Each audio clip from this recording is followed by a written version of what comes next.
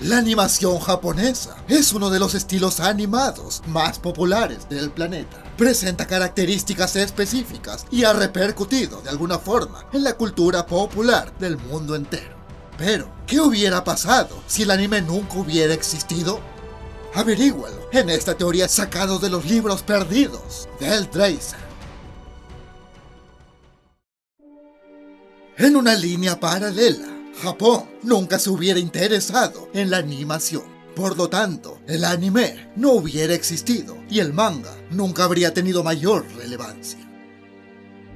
Esto significaría que en un futuro, los otakus de todo el mundo no se crearan y todos estos se dedicarían a típicos trabajos formales, ganando bastante dinero y posicionándose como los líderes mundiales más ricos del planeta.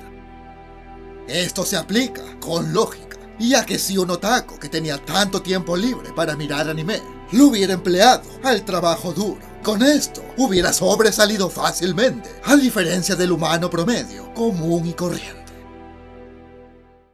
Pero lastimosamente, empezarían a sentir un hueco en el corazón, y de alguna forma, algo les faltaría. Aquí es cuando empezaría la tercera, cuarta y quinta guerra mundial.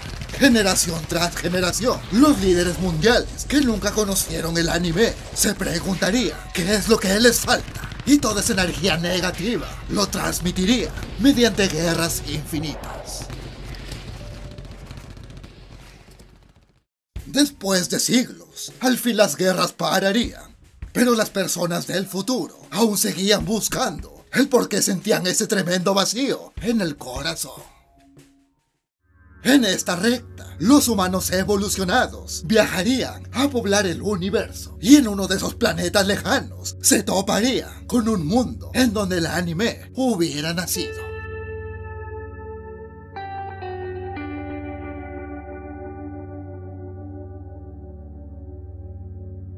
Este suceso se le conoció como el día en que el ser humano del futuro alcanzó la iluminación infinita, curando todas las enfermedades existentes y evolucionando como un dios.